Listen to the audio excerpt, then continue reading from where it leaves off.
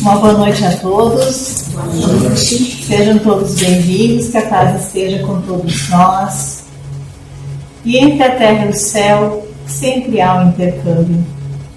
A espiritualidade amiga, com certeza, já fez a sua parte, que foi preparar esse ambiente para receber a todos nós.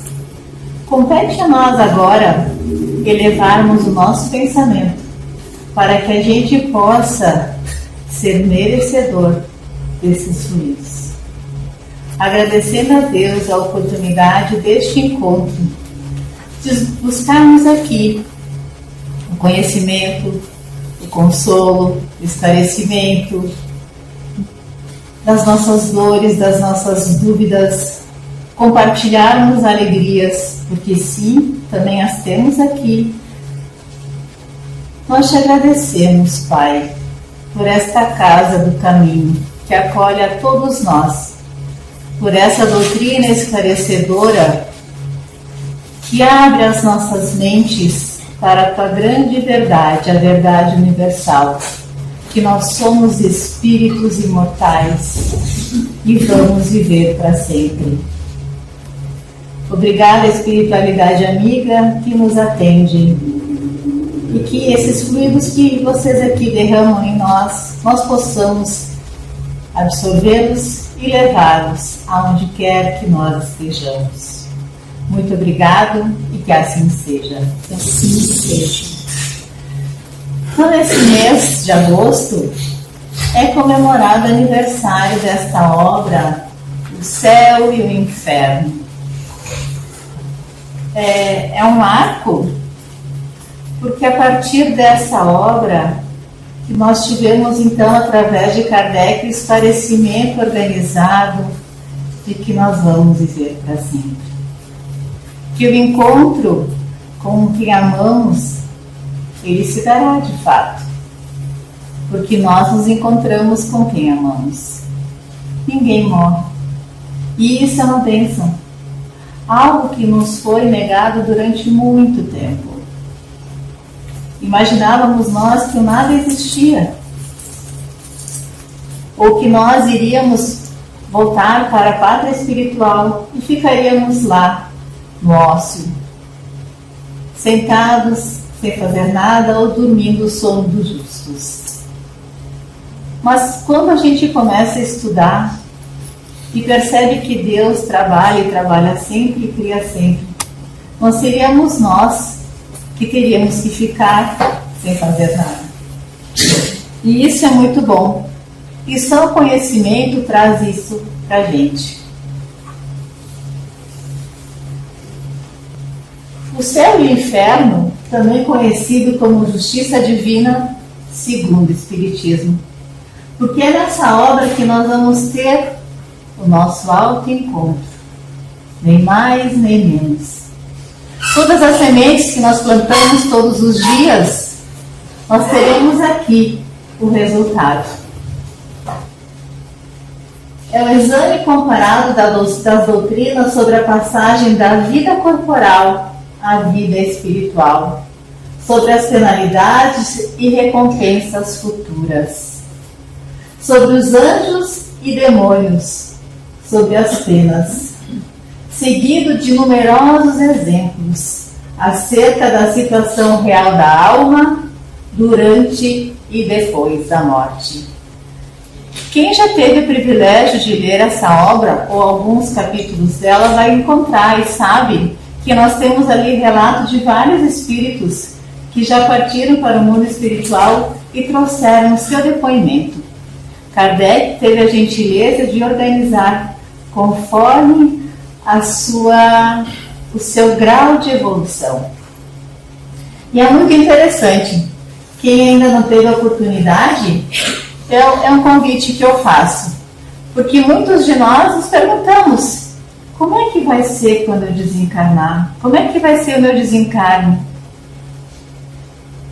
E ali nós temos então muitas respostas. Porque muitas vezes nós vamos encontrar ali situações nas quais nós vivenciamos. Então essa obra ela foi no dia 1º de agosto de 1865, É o 4º livro da codificação, foi em Paris, e é Kardec, então, que organiza essa obra. E nós vamos falar hoje, como todo mês nós vamos falar, então, dessa obra, cabe a mim, então, falar da proibição de evocar os mortos. Isso está lá no capítulo 11 da obra. E por que será que Kardec traz isso para nós, para nos esclarecer em relação a isso? A Igreja, como sabemos, de modo algum nega a realidade das manifestações. Ao contrário, admite-se totalmente, atribuindo-as à exclusiva intervenção dos demônios. É interessante, porque nós sempre tínhamos, para quem vem de um berço católico, a gente sempre ouve falar que só os demônios se manifestavam, aquela pessoa estava possuída, incorporada, enfim, vários nomes se davam. E sempre espíritos maus. Mas se nós sabemos que Deus é justo e bom, cadê os bons? Será que eles nunca vão se manifestar? Será que eles nunca vão lançar a sua voz para que a gente saiba das verdades? Então, durante muito tempo, nós pensamos assim. E o supremo argumento que prevalece é a proibição de Moisés. Daí que surgiu, então, essa perpetuação dessa proibição, até um determinado momento. E isso está lá em Levítico e Deuteronômio, onde ele diz: não procurareis os mágicos, diz o Levítico, nem procureis saber coisa alguma dos adivinhos, de maneira a vos contaminardes por meio deles. O homem ou a mulher que tiver espírito pitônico ou de adivinho, morra de morte. Serão apedrejados e ou de sangue recairá sobre eles. Está lá em Levítico também. Então veja que Moisés ele era muito enérgico. Mas por que ele utilizava essa forma de expressão, essa lei tão rigorosa para com os hebreus daquela época? Porque nós sabemos, pelo Velho Testamento, que os hebreus eles conviveram muito tempo cativos no Egito.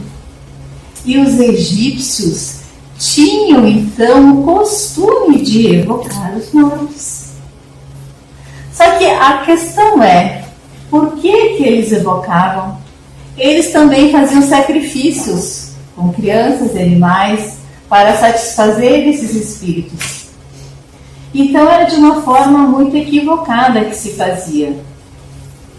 E Moisés justamente proibia isso para evitar então que esse costume egípcio se perpetuasse para com os hebreus. E por que então? A proibição de Moisés era justa porque a evocação dos mortos não se originava dos sentimentos de respeito. Então eles queriam saber se tinha que plantar trigo, se não tinha que plantar trigo. Se tinha que casar com fulano, com ciclano. Se ia chover, se não ia chover. Por motivos banais, que não agregavam em nada. Que eram, imaginem nós termos que perguntar para os espíritos se nós teríamos que sair para trabalhar no dia de hoje, cada um de nós. Caso contrário, a gente não sairia para trabalhar. Aí fiquei me perguntando, quantos de nós ainda, mas eu acredito que aqui ninguém faça, às vezes abre as páginas dos jornais, né, para ler o horóscopo. Ou a gente perguntar de que mês que tu é? De que signo que tu é? Eu acredito isso que ainda na fontinha nossa egípcia, lá de trás, que já está quase totalmente adormecida, mas que a gente ainda tem um pouco na nossa memória, bem lá no fundo.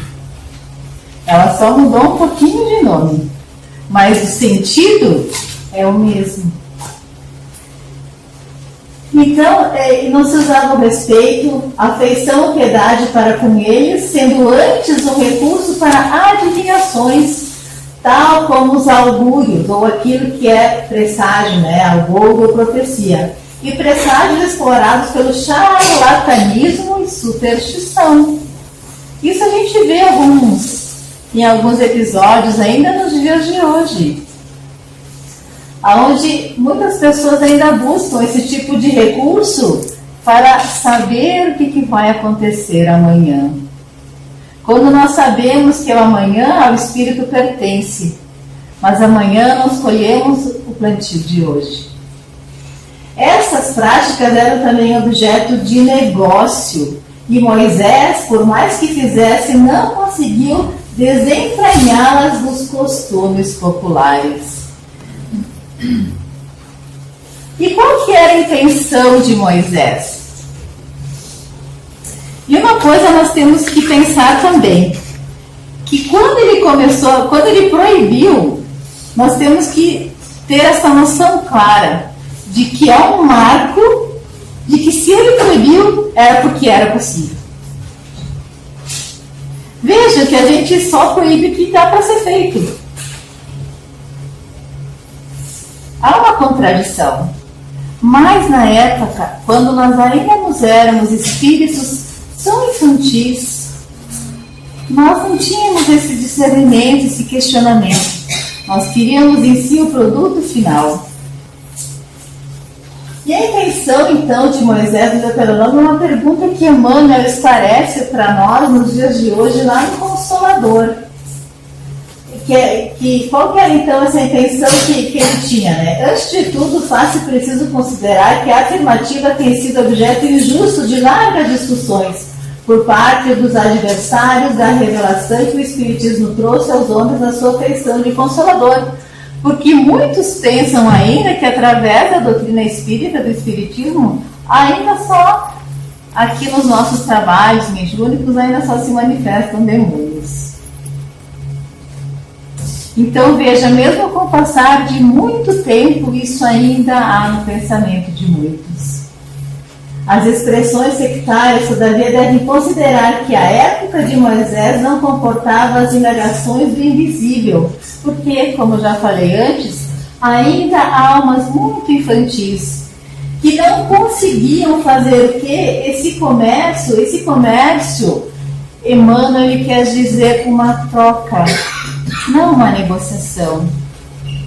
Se a espiritualidade nos oferece um conhecimento que nós na época ainda não tínhamos e que aumentou muito depois da doutrina espírita, a espiritualidade amiga também espera de nós mãos operosas, através do conhecimento de tantas obras que foram ditadas por eles, através de tantos médiuns que nós conhecemos, Chico Xavier, Divaldo Franco, enfim, toda a espiritualidade amiga querendo nos auxiliar. E esse comércio, então, hoje nós temos a condição de ofertar através da evolução, do salto que nós já tivemos, porque nós já sabemos que é uma troca, mas sem essa questão de querer essa negociação. Todo médium, todos nós somos médiums, mas aquele trabalhador que trabalha em mesa mediúnica, que tem uma mediunidade mais ostensiva, sabe da responsabilidade que ele tem de fazer um trabalho, de estar numa casa espírita, de estudar, de se educar, de ter uma vida correta, para que assim ele possa ser um instrumento. E nós que viemos numa casa espírita buscar esclarecimento também, somos esses irmãos que podemos operar bem onde quer que a gente esteja, como sendo uma forma de nós devolvermos ao mundo espiritual tudo que eles nos ofertam.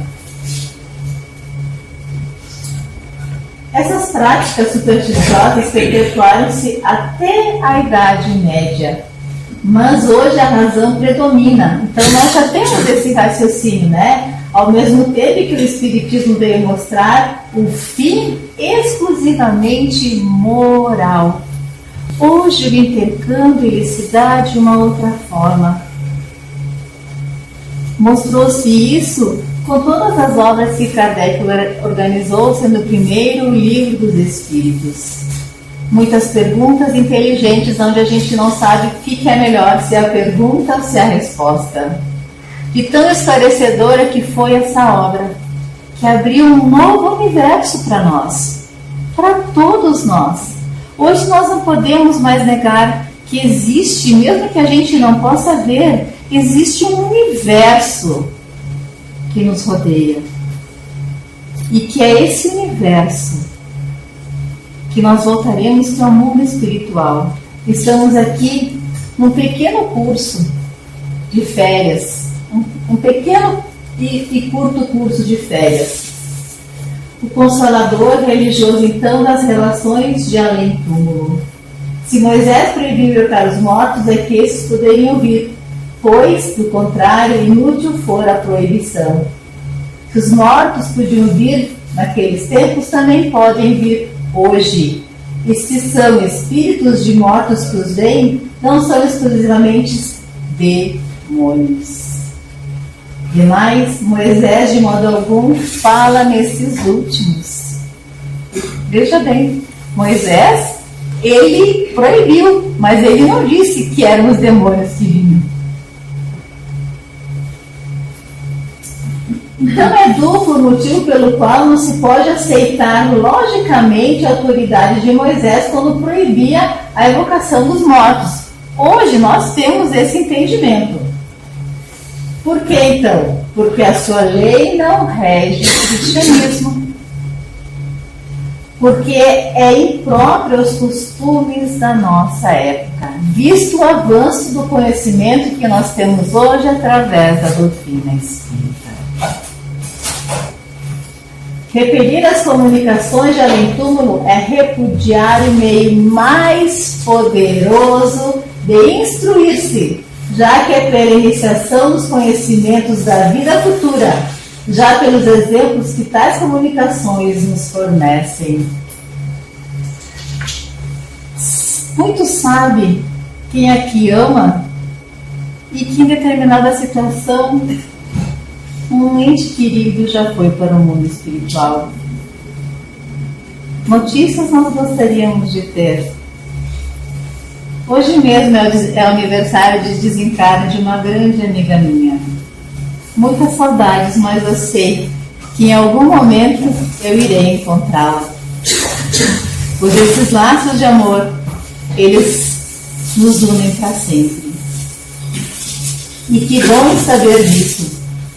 O bem que podemos fazer, desviando do mal os espíritos imperfeitos, ajudando os que sofrem a desprender-se da matéria e a se aperfeiçoarem. Veja o quanto de bom que a gente pode fazer no intercâmbio quando nós, numa casa espírita em trabalhos sérios, nos trabalhos mediúnicos, os irmãos vêm aqui, se manifestam, e nós podemos, através desse instrumento, auxiliá-los a compreender o momento que eles se encontram. Mas eu digo a vocês que nós aprendemos muito com isso, porque além de ler um livro dessa obra, nós conseguimos escutar desses irmãos que partiram antes a condição que eles estão, porque cada depoimento, cada pranto, cada agradecimento nos faz pensar nas nossas próprias escolhas, nas nossas atitudes diárias, aonde nós temos que melhorar. Porque sim, Deus permite que isso aconteça para que nós possamos aprender. Para que nós não precisamos passar pelos mesmos desafios desses irmãos e chegar ao mundo espiritual, talvez numa condição, às vezes muito pior, sem nos darmos conta. Olha o privilégio que nós temos. Interdizer as comunicações é, portanto, privar as almas sofredoras da assistência que lhes podemos e devemos dispensar.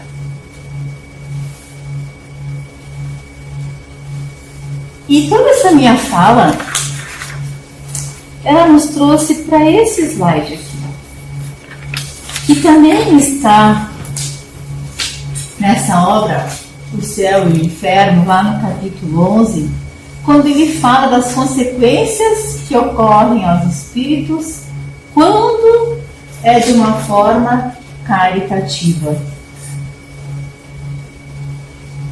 E eu vou ler esse trecho, que é um depoimento de um espírito que se manifesta.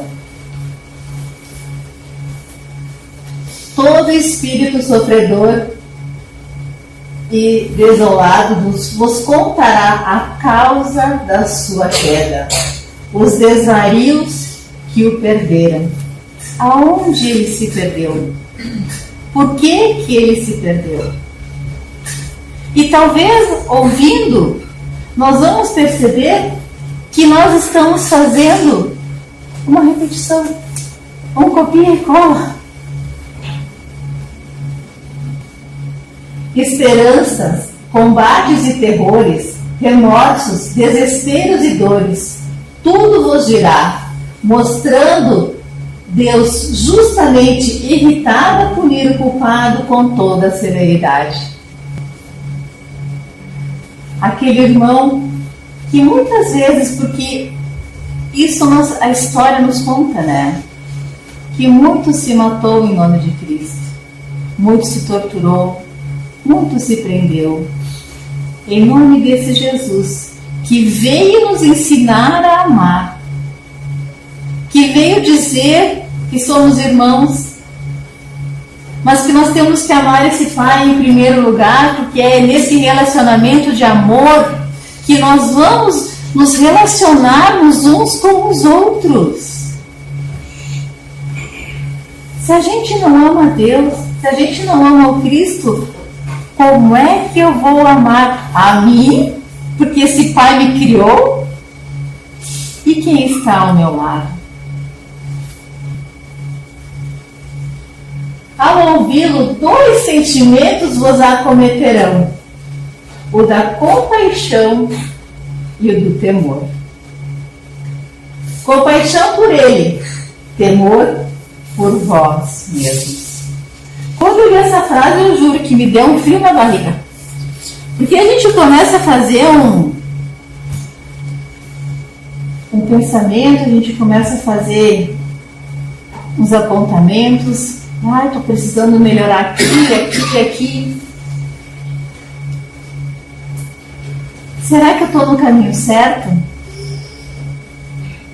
Mas a nossa consciência sabe nos apontar, porque toda lei está nela.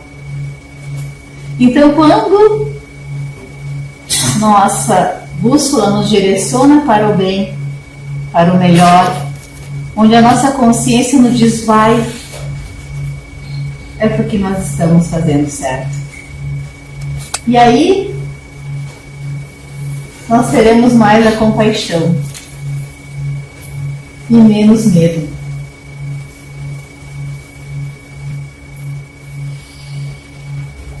Se eu seguir teus costumes, vereis então que Deus jamais o perde de vista, esperando o pecador arrependido e estendendo-lhe os braços logo que procure regenerar-se.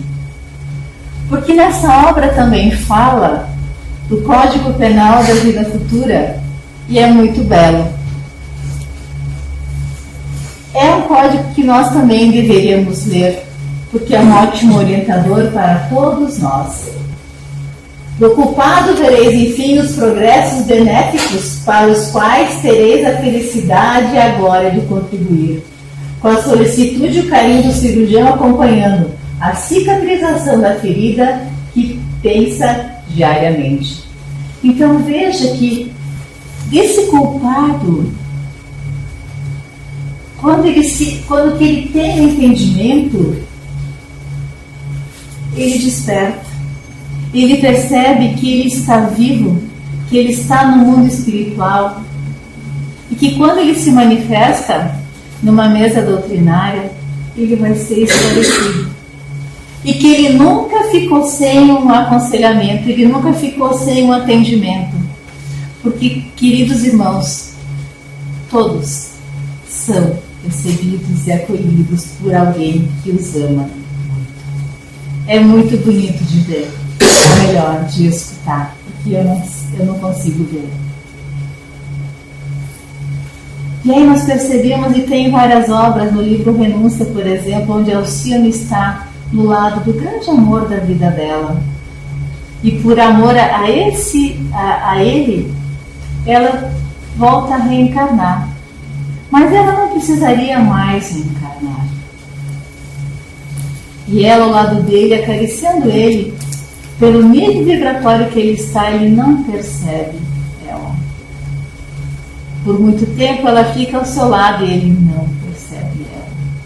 E ainda conversa com um amigo que tem saudades dela e que ela o havia abandonado.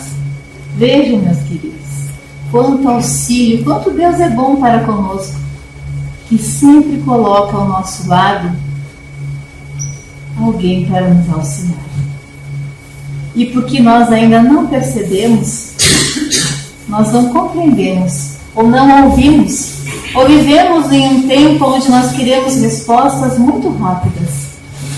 Mas as respostas que nós precisamos é que a gente quer escutar a resposta que a gente quer escutar. E Deus fala para nós a resposta que a gente precisa ouvir. E muitas vezes são respostas duras que vêm através desse intercâmbio, através de pessoas que estão ao nosso redor. E nós temos que ter essa consciência aqui, ó. Se procuras contato com o plano espiritual, recorda que a morte do corpo não nos santifica.